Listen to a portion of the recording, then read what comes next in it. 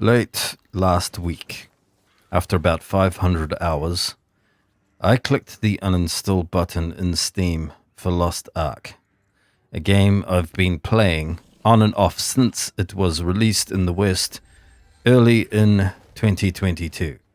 A game that has been around for a number of years in Asia and Russia, and who Amazon had acquired distribution rights and finally brought the game to Western audiences. Lost Ark is how I would refer to as a technically free-to-play Korean-style, massively multiplayer online action RPG following the design principles of a theme park. Hey denizens of the intertubes, I am Necropants, and today I'm talking about the state of Lost Ark and my thoughts and feelings regarding the game in general. Although I do not by any means claim to be an authority on this game by any stretch of the imagination, and some of what will follow is subjective, I think this might be useful to any new players thinking of trying the game out, why I ultimately decided to cut my losses, Lost Ark's problems, and why I feel it will never be fixed.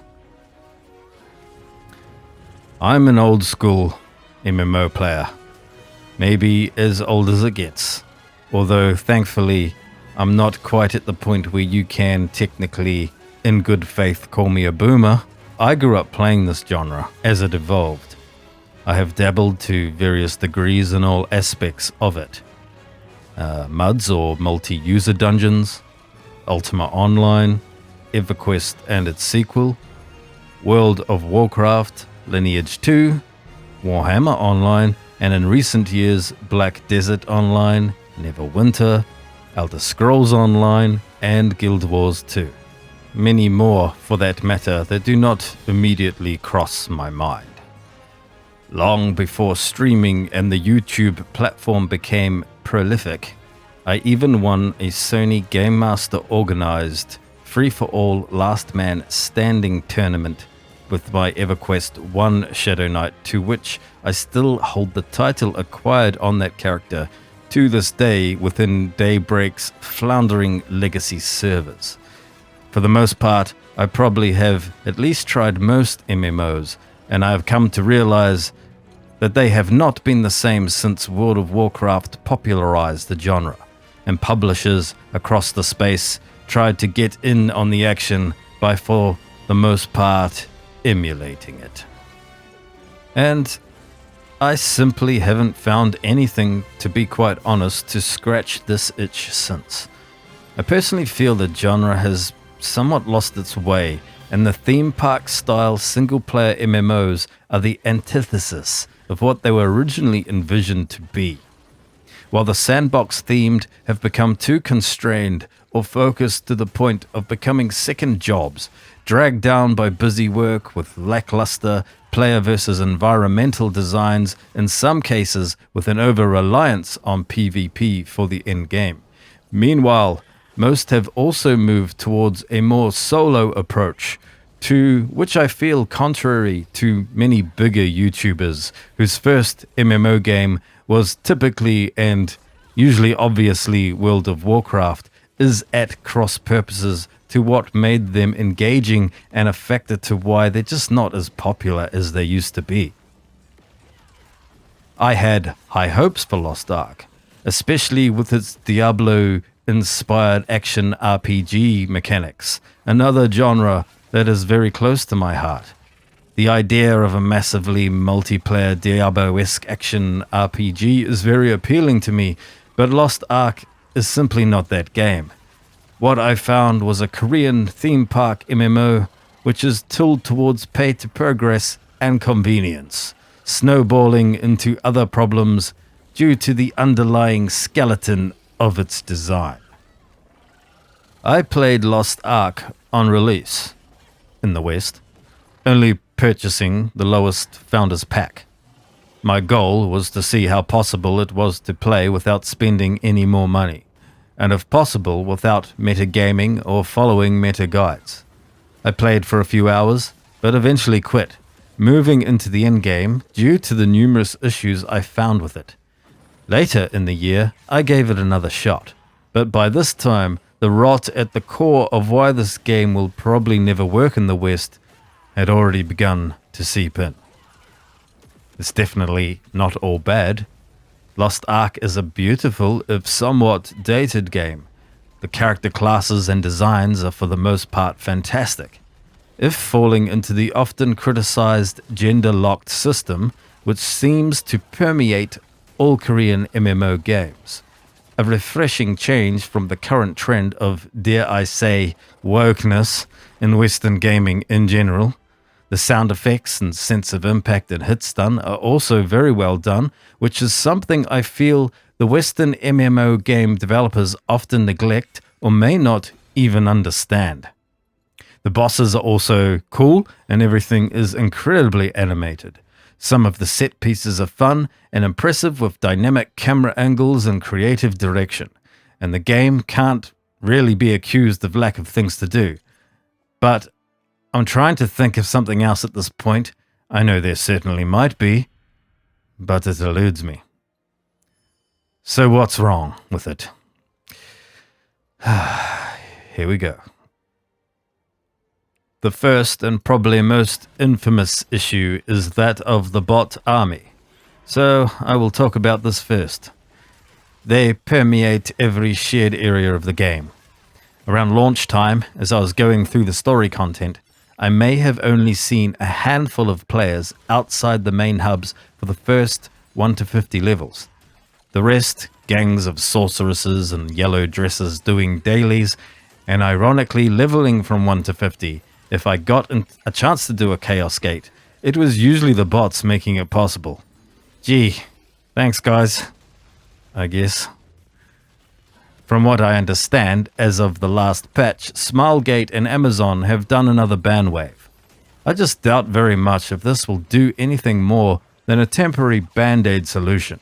So many games have tried this in the past, but the weeds eventually grow back and faster than you would like. I feel this only works if you have a dedicated team of people going through every server and every channel and just banning them constantly, to which they never seem to want to put the resources into doing. Not just every few months to the point the game's already irreversibly broken again. The game uses EAC, or the so-called Easy Anti-Cheat, which, in my view, and many others, is not only ineffective in its mission statement, but a kernel-level security risk for your computer that doesn't do much but protect the company's bottom line while potentially blocking valid third-party uses while the true cheaters are barely affected. I'll leave this particular rant for another time. And this particular bot issue leads into the next. Whales and the auction house, a problem that significantly impacts the economy and makes it difficult for legitimate free-to-play or low swipe rate players to compete. The bots feed the system and overflate the gold-based economy, and the whales swipe, paying ridiculous prices, inflating it further. Apparently, this is most egregious in North American West, and as a gamer who literally lives on the world's ass and has a significant ping handicap in this region, is unfortunately my only option. As of my last day, I saw the price of blue crystals, a vital resource for the game to unlock features, to use the Maori store, and to enable the crystalline aura, which I feel is pretty much vital if you're going to play this game seriously. A conversion of nearly 5k, which gets you a meager 95 crystals.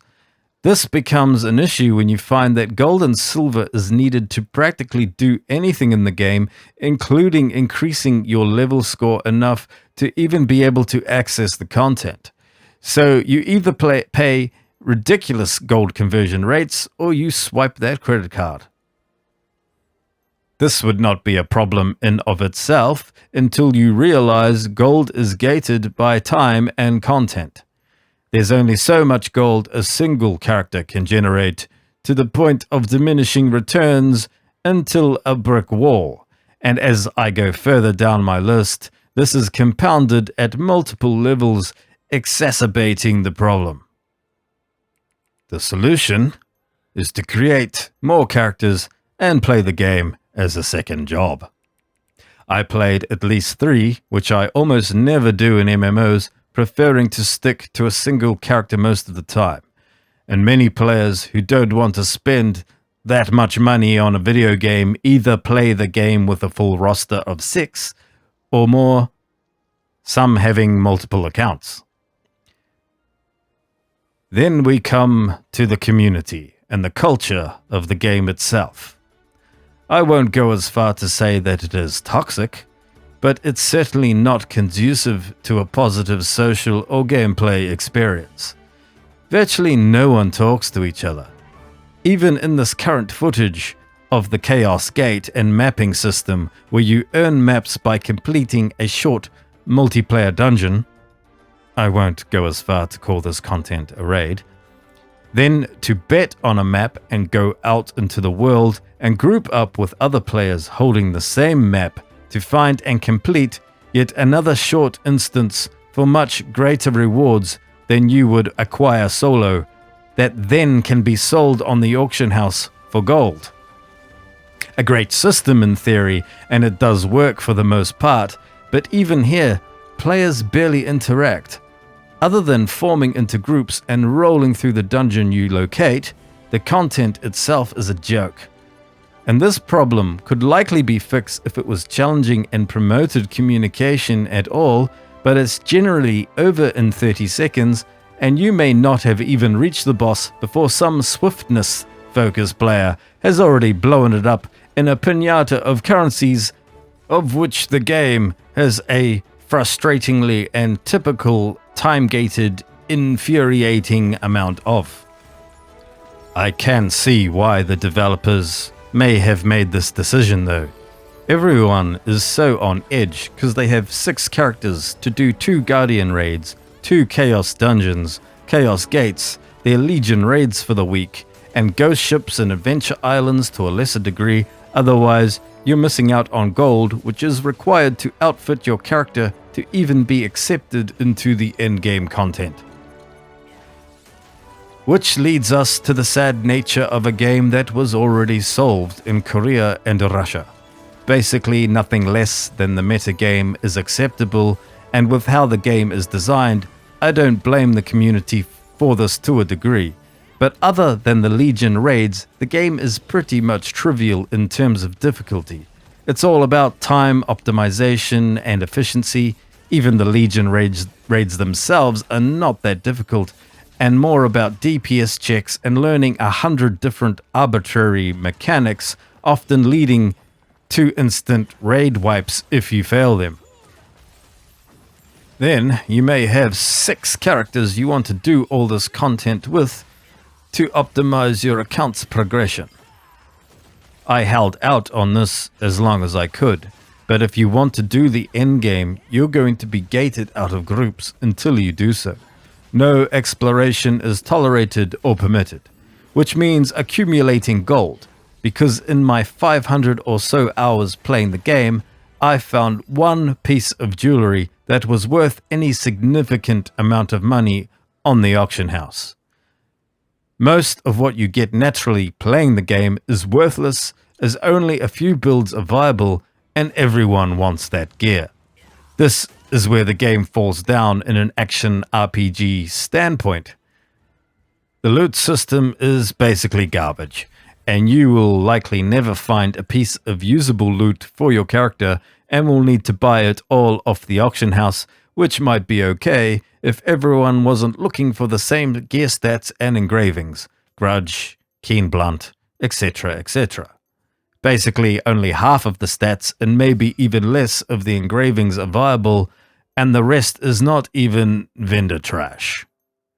The game has PvP, which apparently one of these stats is for, but the PvP is practically non-existent, which seems to be on theme for most action role-playing games for some reason.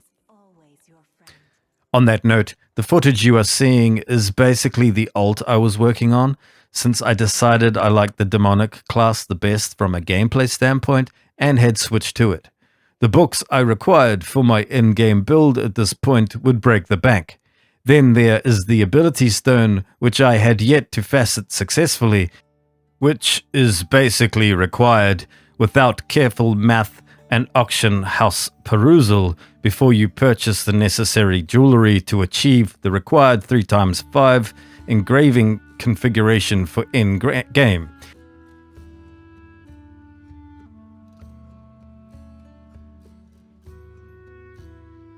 I could go on all day about this game's shortcomings, but I'll wind things down now before this video gets unwieldy.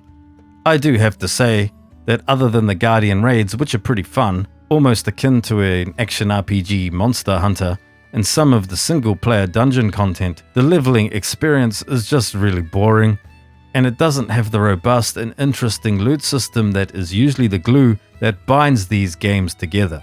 There is certainly a bunch of skins to acquire, but most of them are Korean streetwear or silly meme costumes such as dinosaurs with large inflatable toy hammers, or the Korean version of a Teletubby. And it just really takes me out of the experience. This, by the way, is the problem I have with Tekken's customization, which I've got to the point I just wish they would drop in Tekken 8. The fun parts in Lost Ark are brief, few, and far between, with time sinks and ship-based travel time to pad out your gameplay. And because of the gold system, the daily quests are extremely boring and repetitive and vital, while the story is the typical tropey stuff that these games are often known for and largely forgettable except when it decides to be extremely cringe. My kidneys are still trying to recover from that dwarf Disney musical scene. There's obviously more to do than what I've touched on. The game features a relatively large map. There's a lot of systems to sink your teeth into, whether it be the stronghold, sailing, gathering mini-games, and crafting and map completion, and a lot of collectibles to horizontally upgrade your account progression and world bosses, which no one, by the way, seems to care about apart from one or two at the high end, considering the rewards are pretty lackluster. I guess the lack of players in the open world other than bots may contribute to this, not sure. But because it's all just time consuming or mindless and just not very interesting due to how much of a face roll most of the content is, apart from praying to the RNGs for loot drops. It's a shame because the combat system may be the most inspired I have seen in an action role-playing game. It just falls over in the moment-to-moment gameplay, much like Black Desert Online, a highly lethal and elegant weapon to be used against a torrent of player versus environment content that simply feels no more eventful or engaging than a day's gardening in a series of backyards with very little flow to the proceedings and bad rewards that stream from mob intelligence that amounts to a series of brain-dead loot pinatas. So, fare thee well, Bots Ark. I am done. For now. Maybe I will return in the future, but at this point Lost Ark is a fundamentally flawed game in its design, at least as it stands in the Western version of the game, and would require, I feel, a Final Fantasy Online style redesign to fix it, or at least a complete rebalancing of all the systems, which I just don't see happening. My advice would be, if you want to play, do your research and play a class that does not use the most unpopular engravings or equipment configuration. Then playing for free or the price of a normal game may be viable. So, until the Necropantic one posts again, stay free, weebs.